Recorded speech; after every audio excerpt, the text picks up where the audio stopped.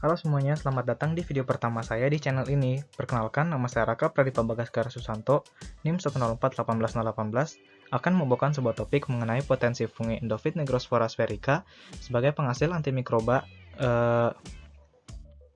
dan anti kanker. Di sini, saya juga dibantu oleh dosen dari mata kuliah metabolomik, Bapak Intan Taufik SSI, MSI, PhD. Berikut outline dari isi presentasi ini. Yang pertama yaitu akan dibawakan permasalahan, kemudian dibawakan tujuan, dan selanjutnya alur penelitian dan metode kerja. Yang pertama permasalahannya. Jadi belakangan ini, perkembangan sains dalam melawan penyakit semakin maju. Namun hingga saat ini, berbagai penyakit masih merupakan salah satu permasalahan besar global karena kemunculan patogen-patogen drug resistant. Untuk mencegah persebarannya, dikembangkan berbagai jenis antimikroba dalam berbagai generasi. Antimikroba adalah zat atau bahan yang dihasilkan oleh berbagai spesies mikroba sebagai agen pembunuh atau penghambat mikroba lainnya. Dengan meningkatnya kasus resistensi patogen terhadap antimikroba, meningkat juga kebutuhan angka antimikroba generasi baru dan mikroba penghasilnya. Berikut juga ditunjukkan perkiraan angka kematian akibat resistensi antimikroba di setiap benua pada tahun 2050 oleh WHO.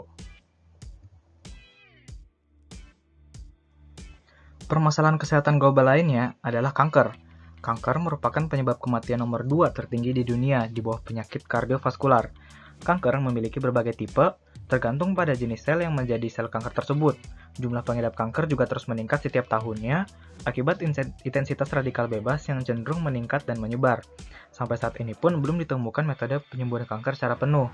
Namun salah satu penyembuhan pengobatan yang digunakan untuk penderita kanker adalah dengan kemoterapi, yaitu penggunaan senyawa kimia untuk menghambat pembelahan sel yang cepat seperti kanker dengan merusak struktur DNA-nya. Nah, agen kemoterapi ini bersifat cytotoksik, namun senyawa aktif anti kanker memiliki efek samping yang beragam, tergantung pada jenisnya. Maka dari itu, perlu ditemukan lagi sumber-sumber baru metabolit aktif agar dapat memperluas jangkauan kemoterapi.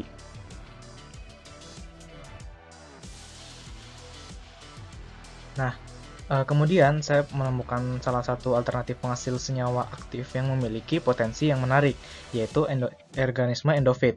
Endophyt merupakan mikroba endosimbion yang umumnya bakteri dan fungi yang hidup dalam tumbuhan tanpa menyebabkan penyakit. Beberapa jenis endophyt diketahui dapat membantu pertumbuhan inang dalam pertumbuhannya atau melindungi dari patogen, dan memiliki potensi yang besar dalam produksi senyawa antimikroba untuk melindungi inangnya juga. Nah, eksploitasi fungi endophyt juga tergolong ramah lingkungan, karena hanya dengan memerlukan sampel alam dari tanaman dalam yang jumlah sedikit. Halo semuanya, selamat datang di video pertama saya di channel ini. Perkenalkan, nama saya Raka Pradipa Bagaskara Susanto, NIM 104 18018, akan membawakan sebuah topik mengenai potensi fungi Endophyt nigrospora spherica sebagai penghasil antimikroba dan anti kanker. Di sini, saya juga dibantu oleh dosen dari mata kuliah metabolomik, Bapak Intan Taufik SSI, MSI, PhD. Berikut outline dari isi presentasi ini. Yang pertama yaitu akan dibawakan permasalahan, kemudian dibawakan tujuan, dan selanjutnya alur penelitian dan metode kerja. Yang pertama permasalahannya. Jadi belakangan ini, perkembangan sains dalam melawan penyakit semakin maju. Namun hingga saat ini, berbagai penyakit masih merupakan salah satu permasalahan besar global karena kemunculan patogen-patogen drug resistant. Untuk mencegah persebarannya, dikembangkan berbagai jenis antimikroba dalam berbagai generasi. Antimikroba adalah zat atau bahan yang dihasilkan oleh berbagai spesies mikroba sebagai agen pembunuh atau penghambat mikroba lainnya. Dengan meningkatnya kasus resistensi patogen terhadap antimikroba, meningkat juga kebutuhan angka antimikroba generasi baru dan mikroba penghasilnya. Berikut juga ditunjukkan perkiraan angka kematian akibat resistensi antimikroba di setiap benua pada tahun 2050 oleh WHO. Permasalahan kesehatan global lainnya adalah kanker. Kanker merupakan penyebab kematian nomor 2 tertinggi di dunia di bawah penyakit kardiovaskular. Kanker memiliki berbagai tipe, tergantung pada jenis sel yang menjadi sel kanker tersebut. Jumlah pengidap kanker juga terus meningkat setiap tahunnya akibat intensitas radikal bebas yang cenderung meningkat dan menyebar. Sampai saat ini pun belum ditemukan metode penyembuhan kanker secara penuh. Namun salah satu penyembuhan pengobatan yang digunakan untuk penderita kanker adalah dengan kemoterapi, yaitu penggunaan senyawa kimia untuk menghambat pembelahan sel yang cepat, seperti kanker dengan merusak struktur DNA-nya. Nah, agen kemoterapi ini bersifat cytotoksik, namun senyawa aktif anti kanker memiliki efek samping yang beragam, tergantung pada jenisnya. Maka dari itu, perlu ditemukan lagi sumber-sumber baru metabolit aktif, maka dapat memperluas jangkauan kemoterapi.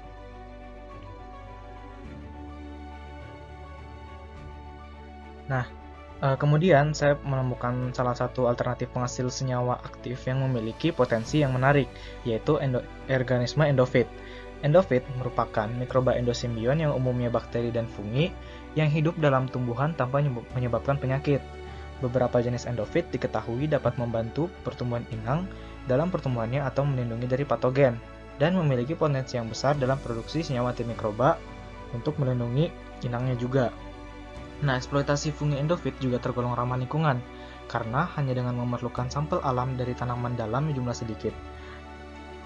Kultur yang terobservasi ini juga dapat diperbarui dan memiliki keuntungan seperti dapat disimpan lama dan dapat dimanipulasi secara genetik untuk mengoptimasi fungsinya. Nah, salah satu fungi endofit yang diuji dalam studi ini adalah Nigrospora sphaerica.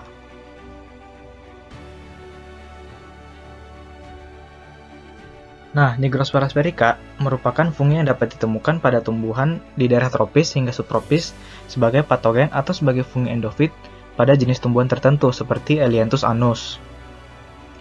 Menurut sebuah penelitian yang dilakukan oleh Tandekaka pada tahun 1992, Nigrospora sphaerica merupakan spesies fungi airborne yang paling banyak ditemukan di wilayah urban di Singapura yang kondisinya cukup mirip dengan Indonesia. Berikut ciri morfologi Nigrospora sphaerica secara makroskopis dan mikroskopis. Dapat dilihat jamur membentuk white leaf spot yang berbahaya bagi tumbuhan, umumnya menyerang tumbuhan seperti licorice dan blueberry. Nah, di sini yang digunakan adalah tumbuhan bunga matahari atau Elianthus annus. Tanaman ini tumbuh pada iklim subtropik dan tropis hingga ketinggian 1.500 meter di atas permukaan laut. Banyak ditemukan sebagai tanaman untuk sumber makanan atau obat untuk berbagai jenis penyakit, dan di dalamnya terkandung berbagai komponen bioaktif yang bermanfaat.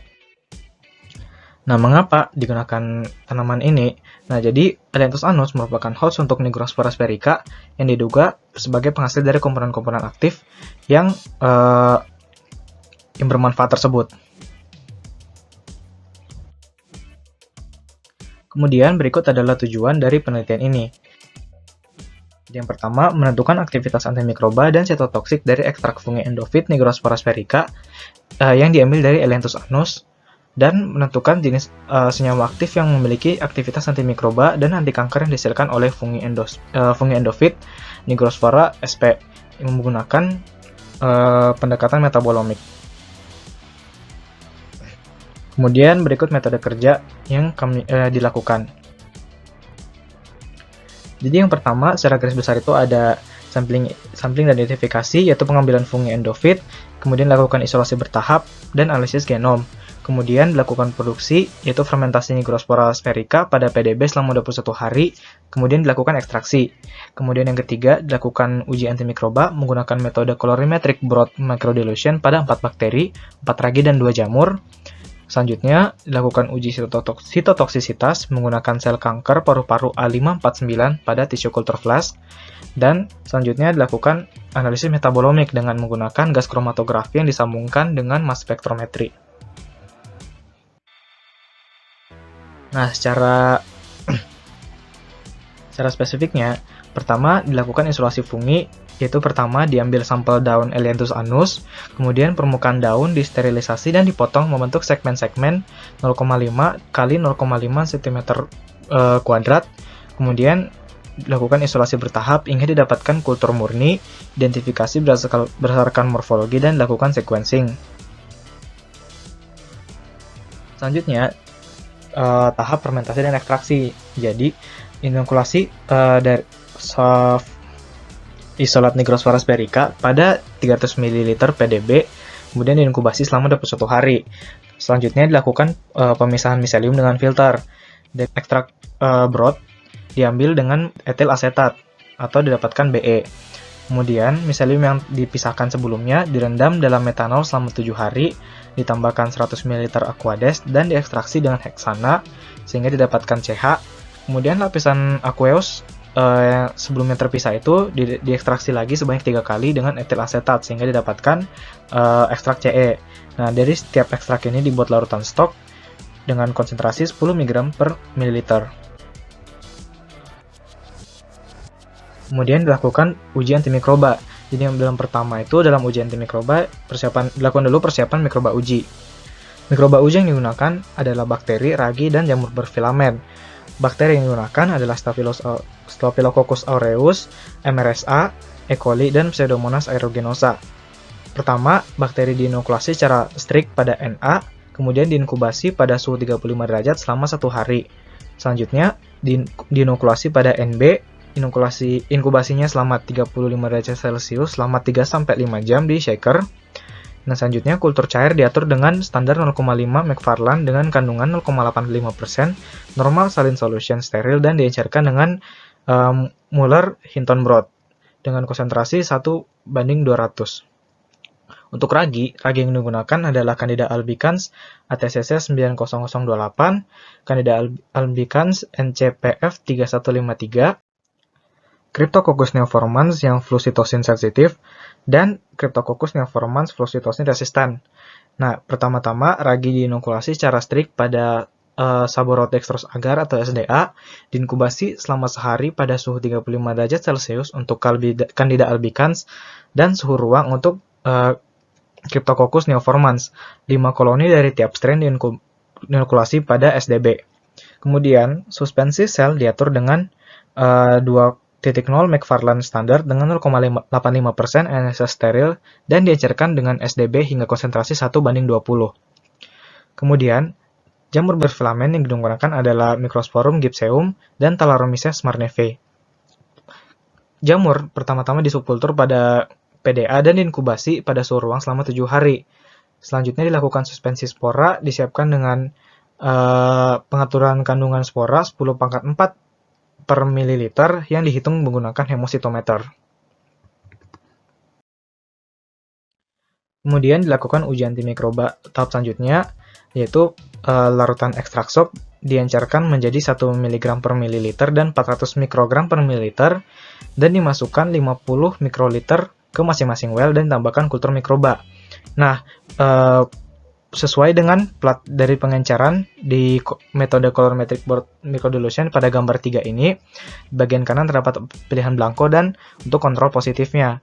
Nah, kontrol positif yang digunakan ada vancomycin untuk bakteri gram positif, gentamicin untuk bakteri gram negatif, amphotericin untuk ragi, clotrimazole untuk Microsporum gypseum, dan amphotericin B untuk Thalaromyces marneve. Nah, selanjutnya dilakukan inkubasi sesuai strain masing-masing dan ditambahkan 30 mikroliter resazurin 0,18%. Inkubasi di sini yaitu yang dilakukan pada tahap sebelumnya. Kemudian, hasil positif dilakukan kembali untuk perhitungan MIC dengan konsentrasi yang dijadikan antara 0,25 hingga 128 mikrogram per mililiter. Selanjutnya dilakukan pengujian uji sitotoksisitas. Jadi, kultur sel kanker paru-paru A549 pada medium RPMI 1640 ditambahkan fetal bovine serum dan 1 larutan antibiotik, yaitu penicillin dan septomycin pada tisu kultur flash atau RU. Kemudian dilakukan inkubasi selama 2 hari pada 5% CO2 di suhu 32 derajat Celcius. Selanjutnya, dilakukan suspensi sel ke medium kultur, ditambahkan ekstrak pada 96 well tissue culture, plates pada konsentrasi 6,25 hingga 200 mikrogram per mililiter. Sedangkan untuk kontrol positifnya digunakan etoposida, yaitu salah satu agen kemoterapi yang sudah umum digunakan untuk kanker paru-paru.